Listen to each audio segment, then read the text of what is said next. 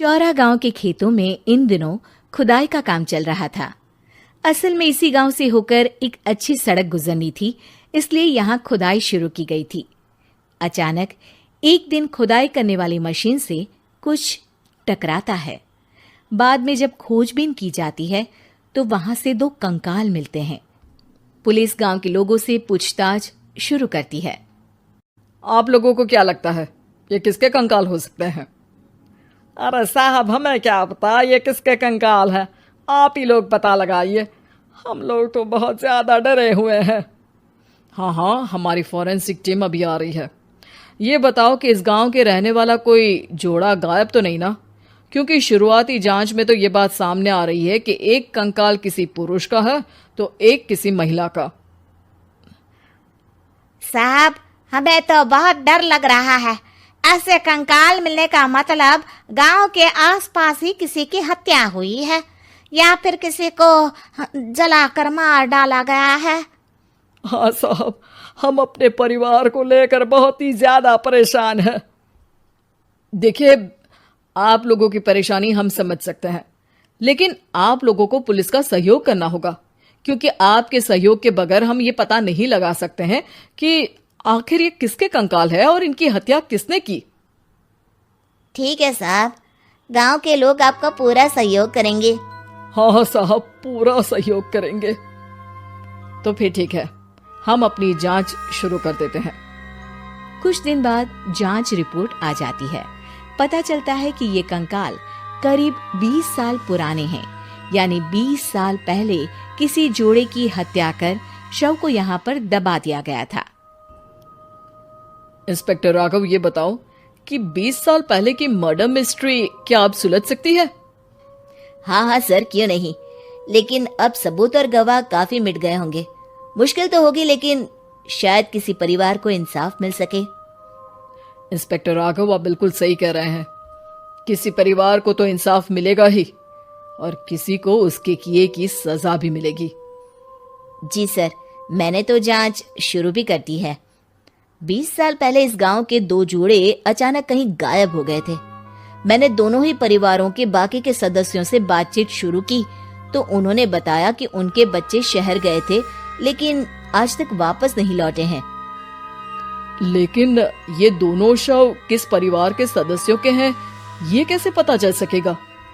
Sir, मैंने DNA test करवा लिया है। आज शाम तक इसकी रिपोर्ट भी आ जाएगी।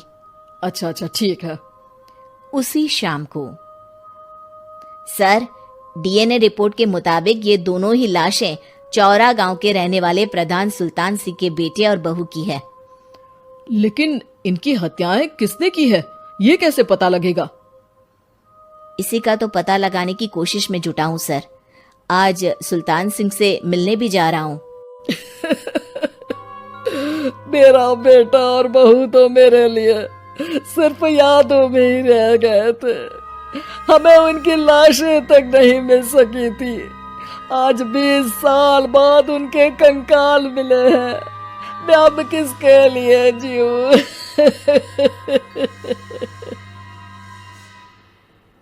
लेकिन सर, क्या आपकी किसी से कोई दुश्मनी थी? अपने बेटे बहू की हत्या के लिए आप किसे जिम्मेदार मान रहे हैं? अब मैं किसका नाम बोलूं? मेरी तो किसी से दुश्मनी नहीं थी, बस मेरे बेटे बहू को कोई वापस ला पाता।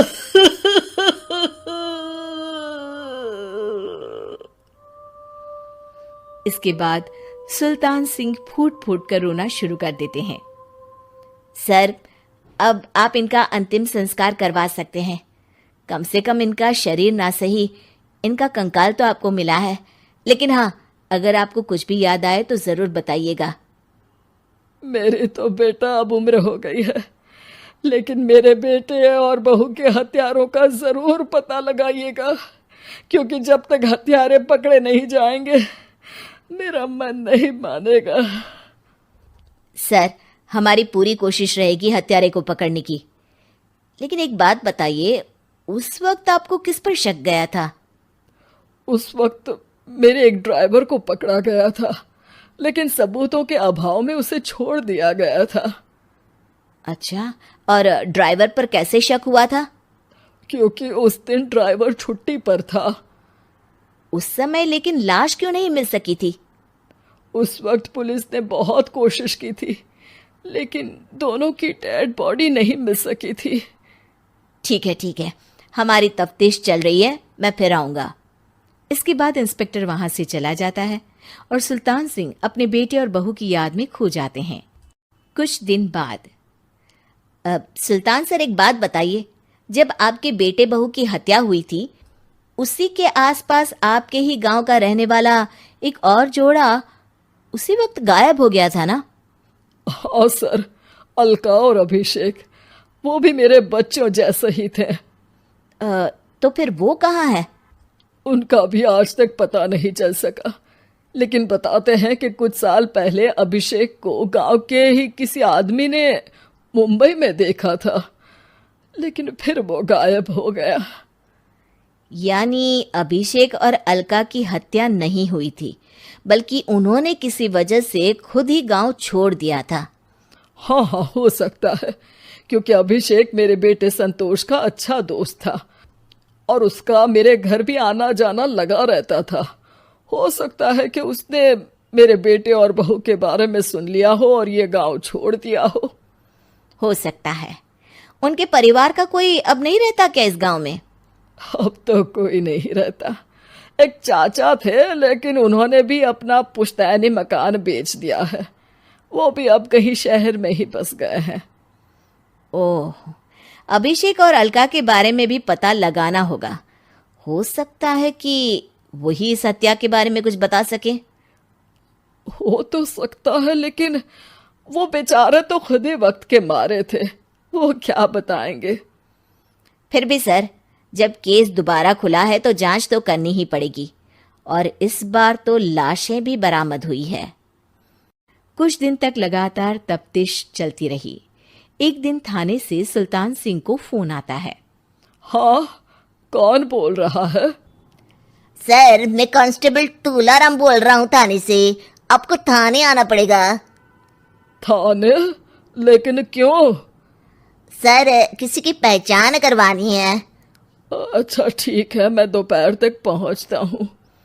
सुल्तान सिंह दोपहर में थाने पहुंचता है। कई पुलिस के अधिकारी वहां मौजूद रहते हैं।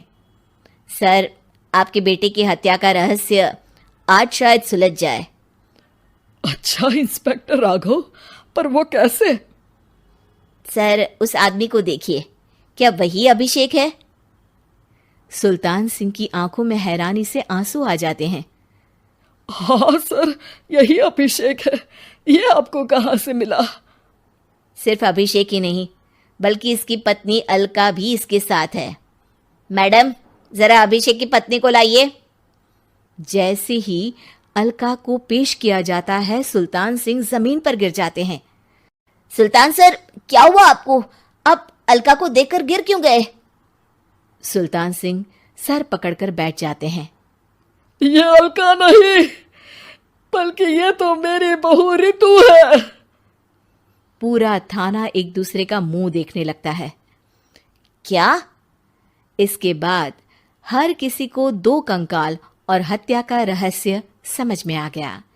अभिषेक और रितु ने मिलकर संतोष और अलका की हत्या की थी और लाश को जमीन के नीचे दबा दिया था। आज 20 साल बाद इस हत्या का रहस्य खुल सका था कि अवैध प्रेम संबंध में 2 मासूमों की जान गई थी।